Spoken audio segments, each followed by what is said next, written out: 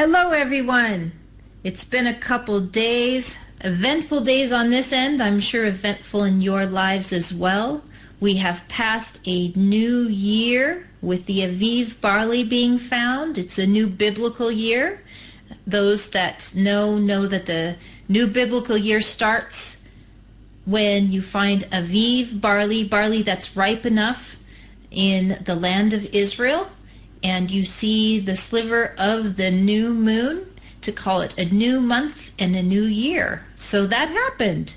So we're in a new biblical year. How fun!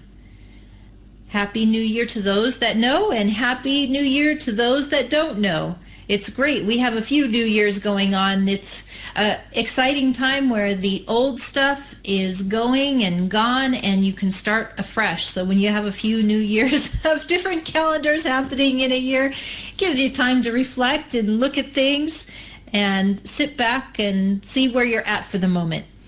So that's kind of where I'm at. Monday, I had kind of a down day. I was sad. I started in the morning and sat down with Tim and we started praying. I started getting this feeling of sadness. I had to sit and think about where it was coming from. I realized that there were a lot of transitions happening right now.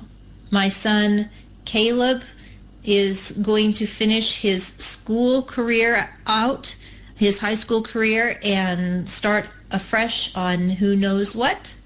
God knows. God is with him. And there's lots of transitions with that.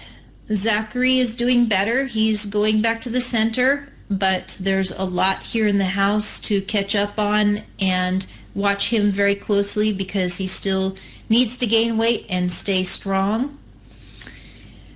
We have company coming, thankfully, to help us out.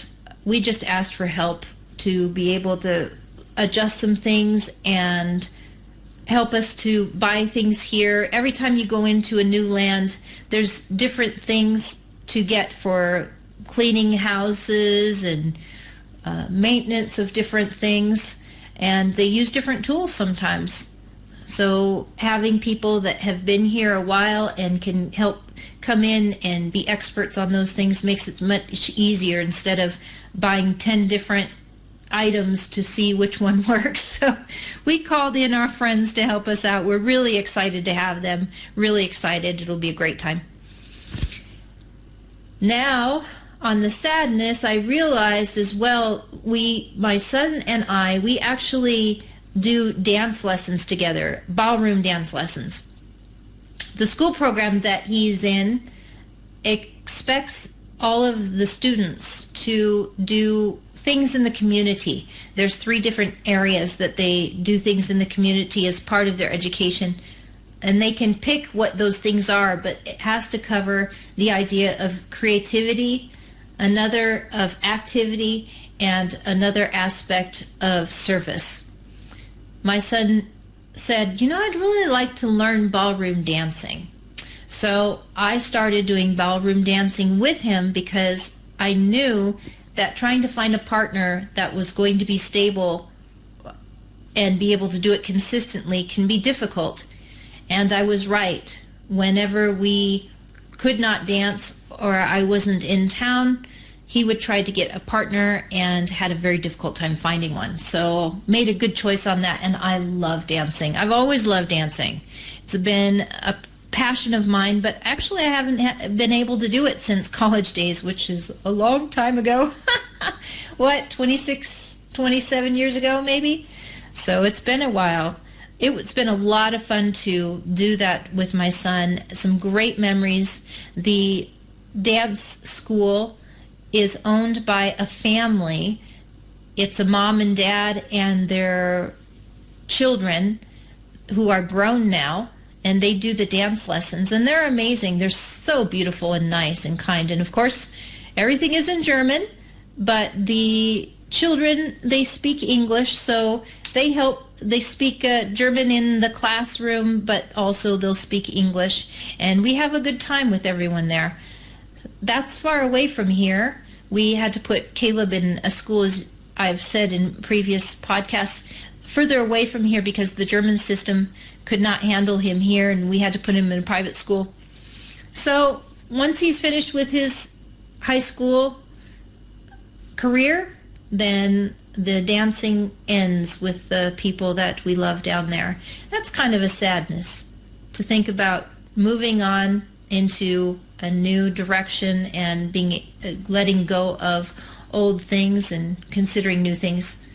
So that was weighing on me, and I sat in prayer and just was honest with Daddy how I was feeling.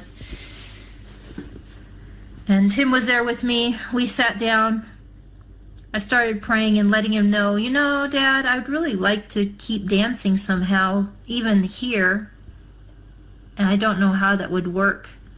And I was a little frustrated. Then I realized when I get like that, I have this technique that comes to mind usually if I go slow enough. And I've done this with many things. This is actually a technique I'm going to share with you that was a part of getting me out of severe depression.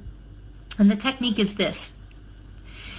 If something is being taken away or something is ending, then something even better is coming to take its place. That God is going to put something even better in its place. So I thought there in prayer and said, you know, I'm going to believe that. It was just an epiphany for the moment. I said, I want to believe that. I was talking to Tim while I was sitting there and said, I know why I came up with this, because I realized that it takes faith. Either way, you're going to use faith. Many times we use our faith to believe that things are going to be so terrible in the future, and that the things that have passed away that we really like, good things won't come in its place, that bad things will come in its place. And I chose to believe that actually when things end, it's because God is clearing out old stuff to put even better stuff in its place. Both of those concepts takes faith. It's interesting how it's so much easier for us to exercise faith in the negative than in the positive. But the reason I say it takes faith is because really we don't know the future. The truth is we sit there and we project what we think the future is going to be, but we don't know either way whether it's going to be negative or positive. And I realized that what God is looking for us to pause and believe He is so amazingly good, and He loves us so much that He abundantly wants to give us good things. So I said, this is a test of faith, of being able to have a different response. And I like it. It makes me feel happier to believe that my Daddy loves me that much. And after that, all that sadness started to dissipate little by little, and I started to get more excited. And now I'm excited. This is going to be interesting. I might have to give up the dancing, but who knows? Maybe God will put something in its place of more dancing in even a better way. Or maybe there's something I can't even comprehend that I'm going to love even more. I love it. That's brought me back to being able to be back in joy. And that is the whole purpose of not being afraid, of being able to step forward into newness. There are so many stories in the Bible that share that with us, to walk forward with believing that God is holding our hand and that He's leading us into good things, into abundance. We'll still have to face tough things. It will never be alone. It'll always be with great gifts that follow. I hope this helps you to be able to maybe perceive that newness isn't a bad thing, and letting go of the old might not be so terrible. It's all how you want to look at it.